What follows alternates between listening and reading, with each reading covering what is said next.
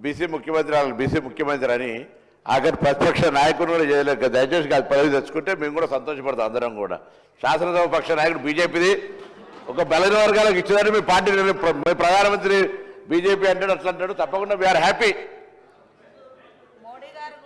ప్రభాకరన్కు నేను ఒక చిన్న విజ్ఞప్తి చేస్తున్న అధ్యక్ష,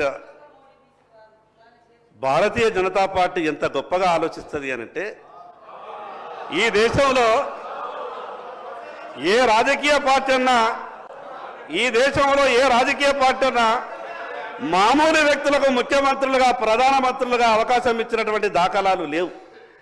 ఈరోజు ఛాయ్ అమ్ముకున్నటువంటి బీసీని దేశ ప్రధానమంత్రిగా 3వసారి చేసినటువంటి ఘనత భారతీయ జనతా పార్టీది అధ్యక్ష. నేనేమంటున్నానంటే దేశ రాజకీయాల గురించి ఈ అసెంబ్లీలో చర్చ పెట్టే కన్నా సార్ ఇప్పుడు మా సోదరులు ప్రభాకర్ గారు చెప్పినట్టు ప్రత్యక్షంగా కనబడతా ఉన్నారు. బలహీన వర్గానికి సంబంధించిన నాయకుడు ప్రసంగం చేస్తూ ఉన్నాడు. సరే, ఈ సందర్భం వారు ముందు సీట్లు వస్తారని ఆశించినాం అధ్యక్ష. సరే, అంతపూర్వకం బీజేపీ రాష్ట్ర అధ్యక్షుడు ఒక బలహీన వర్గాలకు సంబంధించిన మరి బండి సంజయ్ గారు ఉండే. ఎవరు తీసింది అధ్యక్ష? కాంగ్రెస్ పార్టీ వచ్చి తీసింది అధ్యక్ష.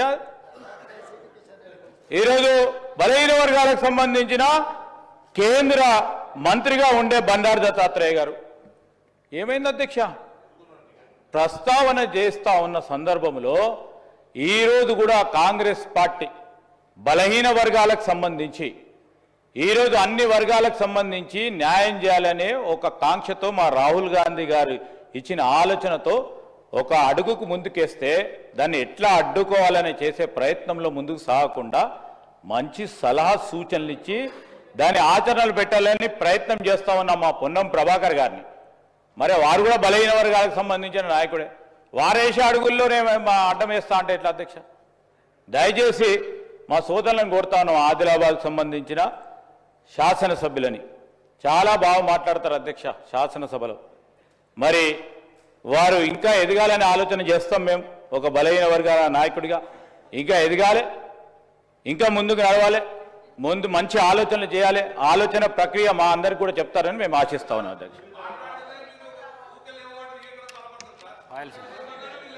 అధ్యక్ష.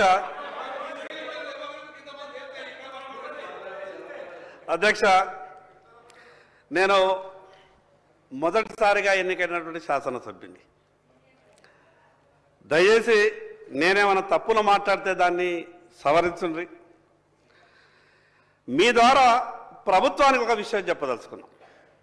సరే, ఎన్నికల సమయంలో రాజకీయ ప్రసంగాలు, ఓటర్లను ఆకర్షించడానికి రకరకాల వ్యవహారాలు అవి సహజంగా జరుగుతున్నాయి. కానీ నేనేమంటున్నానంటే ప్రజలు మీకు అధికారం ఇచ్చిండ్రు. ఈరోజు అధికారం ఇచ్చిన తర్వాత కూడా మీరు తప్పించుకునే ప్రయత్నం చేస్తే ప్రజలు క్షమించరు. అధ్యక్ష, ఎంత అన్యాయం ఉన్నదంటే మీకు చెప్తా.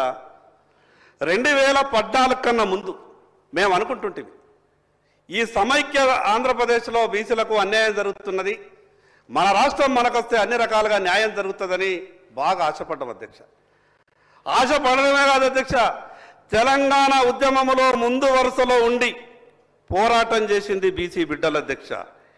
ఇది నేనేదో మాట వరుసకు చెప్తున్నది కాదు. ఆత్మహత్యలు చేసుకున్నది బీసీ బిడ్డలు, తెలంగాణలో ముందుండి పోరాటం చేసింది బీసీ బిడ్డలు, ఉద్యోగాల్ని పణంగా పెట్టింది బీసీ బిడ్డలు.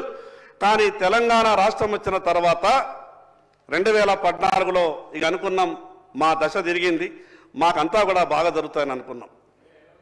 కానీ అధ్యక్ష, మిత్రులు వాళ్ళైనా వీళ్ళైనా మా పట్ల మేము ఏం పాపం చేసినామో ఏమో అధ్యక్ష, మా బాధ.